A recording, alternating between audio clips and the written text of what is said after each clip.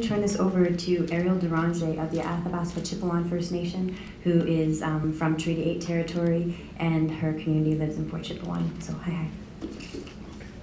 Masicho Melina. Iglanite, Dene Sulane Hushe, Eriel Deranger. My name is Eriel Deranger, and I'm a member of the Athabasca Chipewyan First Nation. We refer to ourselves as the Kaitale Dene Sulane people, which is a reference to the willow. So we are the people of the willow, which is a direct reference to how our identity is intrinsically linked to the land, because we come from the delta, which is filled with willows. And I think that, okay, apparently I'm being told to stand up. I can see people trying to see her, so might as well see her beautiful face. It's a big expectation to live up to. Okay, so hi, I'm Eriel, for those who couldn't see me when I was talking earlier. So I just wanted to start off by saying that I think it's really important to recognize that Indigenous peoples' identities are intrinsically linked to the places where we come from. So whether it's Treaty 6, Treaty 8, Treaty 1, Treaty 2, treaty or non-treated unceded territories in British Columbia, Northwest Territories, Yukon, Quebec, Ontario, and the Maritimes, we have to recognize that those people come from those places because those places nourished who they were. They lived in those places from time immemorial. My people have lived in the Delta since time immemorial, and the land gave us everything that we needed. And over the last 60 years, what we've seen in Alberta is a degradation to the ecosystems that have sustained our people. And that is largely through the development of Alberta's oil sands. Now, it didn't come and happen overnight, and there are lots of other industries that have existed in the territory, but it is the pace and the scale of this industry that has disrupted the natural systems of our people, and by default have disrupted the natural systems and identities and culture of the people that exist within those areas. My nation is one of those nations. Until about 25 years ago, the community of Fort Chipewyan was largely a subsistence community. We relied heavily on the natural world and everything that it provided for us. Many people had subsistence lifestyles and diets that consisted of caribou, bison, moose, muskrat, lynx, and fish. Now, what we see in the community is there are almost no muskrat at all in the community of Fort Chipewyan. There is disappearing and declining herds of both bison and caribou. Moose are on the decline in the region, and fish have become contaminated to a level that there are signs limiting our consumption of fish. This is a major impact on our social, on our food security, but also an impact on our cultural identity. And as we continue to move forward in these conversations, what we've seen is not just a direct disruption to the environment here in Alberta, but these projects are contributing massive amounts of greenhouse gas emissions to the entire global atmosphere. And we are seeing compounding impacts of climate change further abrogating and destroying our ability to continue practicing our cultural and subsistence rights. These rights are not just some sort of pie-in-the-sky rights either. These are inherent rights that have been affirmed and guaranteed to us by treaty, by UN and international declarations and conventions, such as the UN Declaration on the Rights of Indigenous Peoples, a UN declaration that Canada has signed on to and has made promises to incorporate and implement into Canadian legislation, including here in Alberta, making the same promises.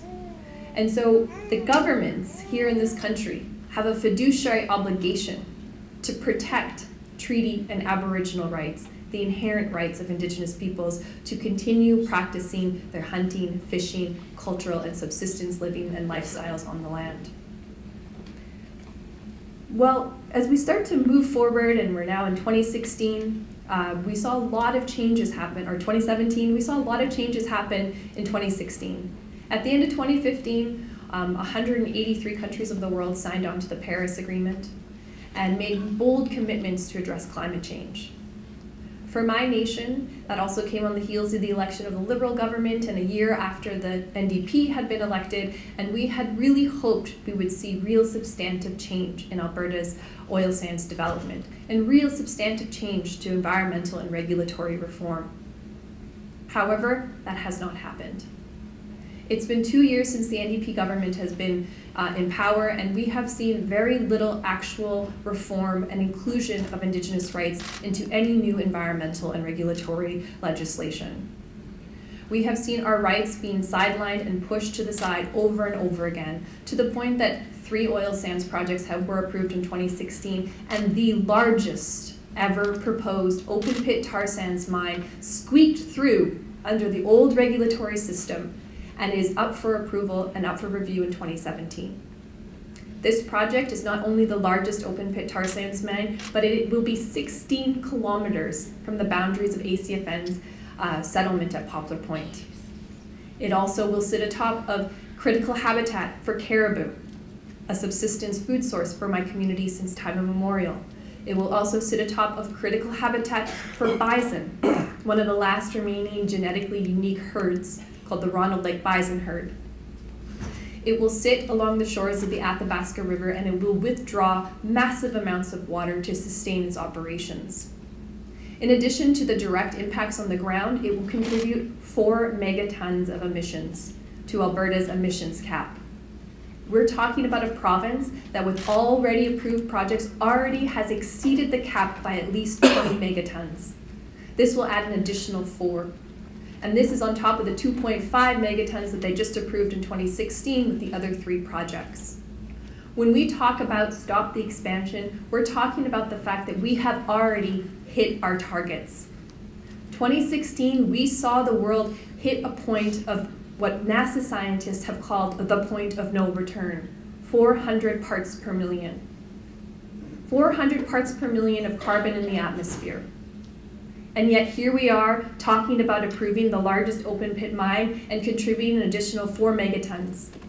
We are talking about, in the Paris Accord, we talked about respecting and implementing Indigenous people's rights, and yet we are not respecting Indigenous communities' right to say no. My community has unified and created a position that we will challenge any project that enters into what we've defined as a protection zone north of what is known as the Firebag River, north of Fort McMurray.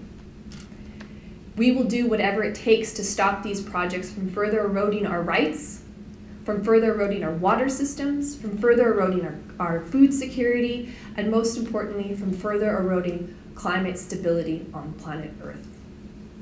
I think that we have an opportunity here as Albertans, as Canadians, and the world over, to take this crisis and turn it into an opportunity.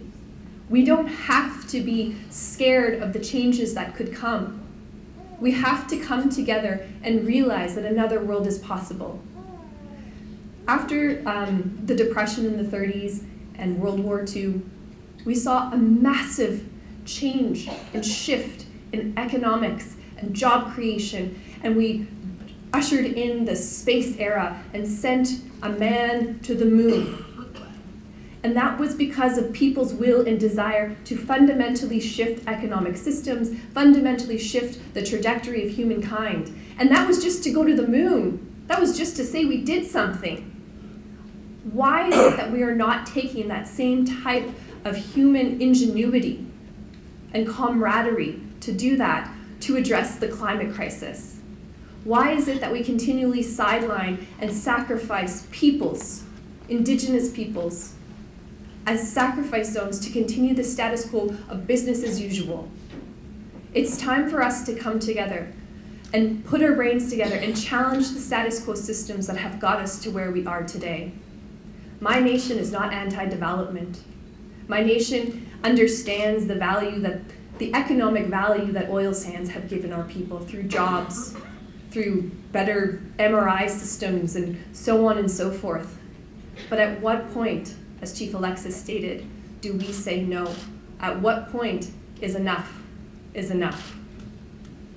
We can no longer allow the rights of our people and environmental stabilization of this planet to be the status quo casualty of business as usual to line the pockets of multinational corporations. It's time for us to stand together and make another world. Thank you. Masicho.